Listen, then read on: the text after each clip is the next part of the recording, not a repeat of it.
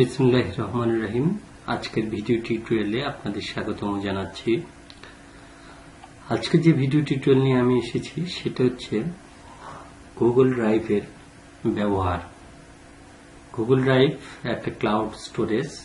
আপনি অনলাইনে যদি কোনো তথ্য রাখতে চান বা অনলাইনে কোনো তথ্য যদি সংরক্ষণ করে রাখতে চান, যেমন আপনার সার্টিফিকেট বা আপনার চাকরির রেকর্ডপত্র, চাকরির কাগজপত্র যা কিছু আপনি রাখতে চান না কেন, আপনি কিন্তু এই ক্লাউড স্টোরেজে রাখতে পারবেন গুগল ড্রাইভে।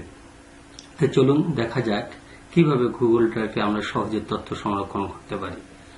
শুরুতেই গুগল ড্রাইভে তথ্য রাখার জন্য আমার জিমেইলে লগ ইন করতে হবে। অবশ্যই একটা জিমেইল অ্যাকাউন্ট থাকতে হবে।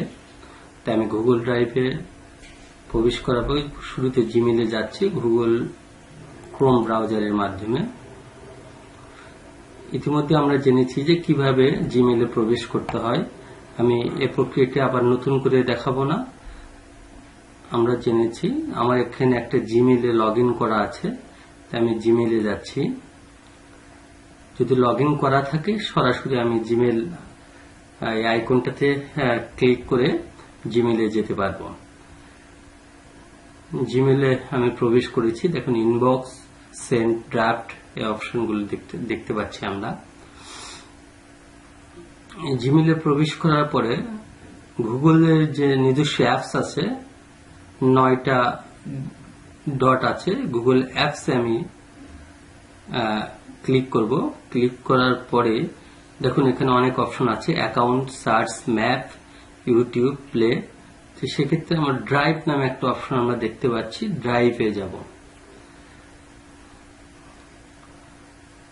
লক্ষ্য করুন আমার গুগল ড্রাইভে এই তথ্যগুলো সংরক্ষণ করা আছে।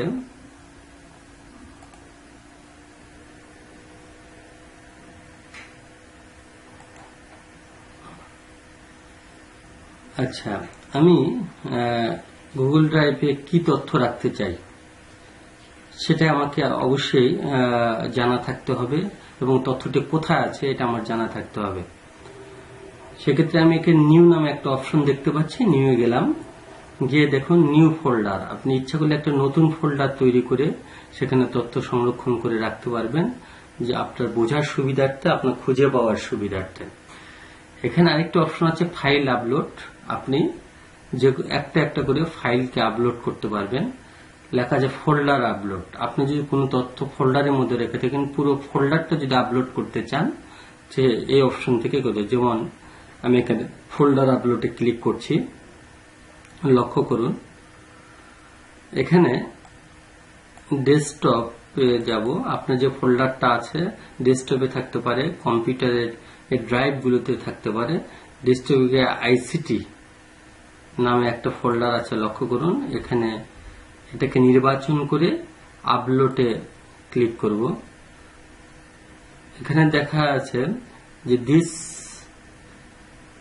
will upload all file from ICT, only do this if you trust the site। আমি আপলোডে ক্লিক করব। একটু সময় নেবে, ইন্টারনেট গতি যদি ভালো থাকে তাহলে আপনার দ্রুত আপলোড হয়ে যাবে। আর ইন্টারনেট স্পিড কম থাকলে সেক্ষেত্রে আপনি একটু সময় নেবে, আপনি অপেক্ষা করবেন। নিচে লক্ষ্য করুন আপলোডিং ওয়ান আইটেম লেখা আছে, ICT 1 of 2। এখানে একটা আপলোড হয়েছে, দুটার মধ্যে যখন দুইটা হয়ে যাবে 2 of 2 আসবে। একটু অপেক্ষা করি আমরা।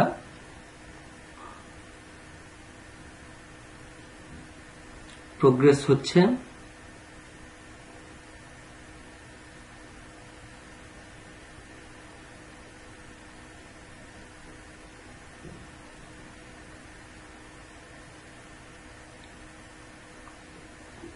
লক্ষ্য করুন upload 1 upload complete.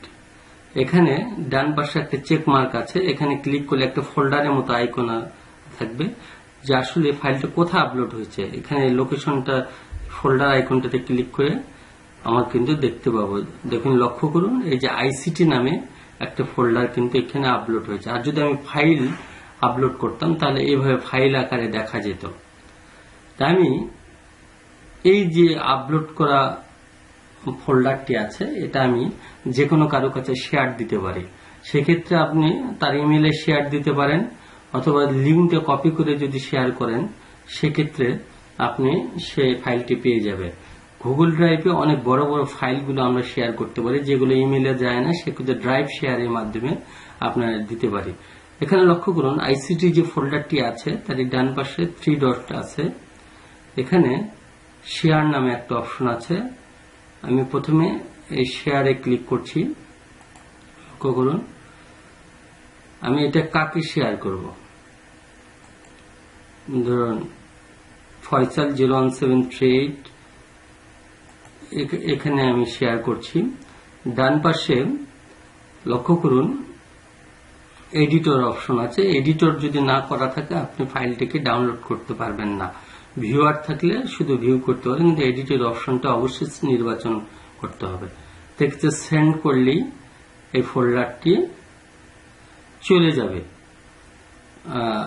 Faisal Alam নামে যে ইমেইলে আমি পাঠিয়েছি এটাতে চলে যাবে।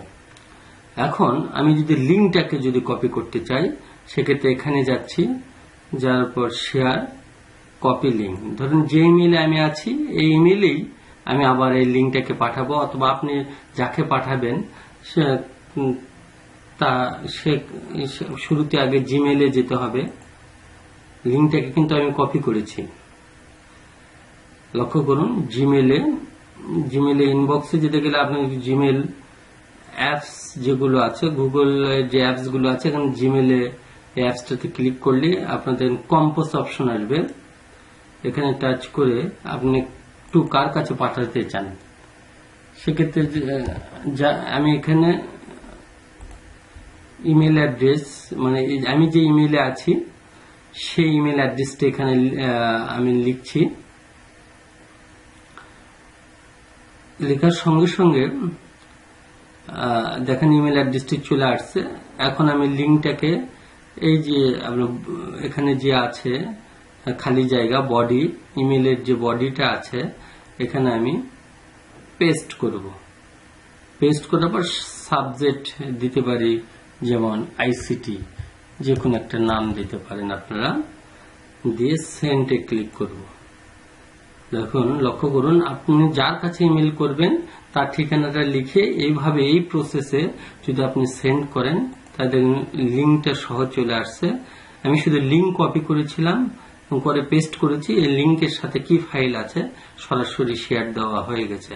এখন এখান থেকে যে ফাইলটা ইয়ে করবে ফাইলটাকে সে ডাউনলোড করে নিতে পারবে। এইভাবে আমরা সহজে গুগল ড্রাইভের মাধ্যমে যে কোনো তথ্যকে সহজেই ডাউনলোড বা শেয়ার করতে পারি, অথবা লিঙ্ক শেয়ার করতে পারি।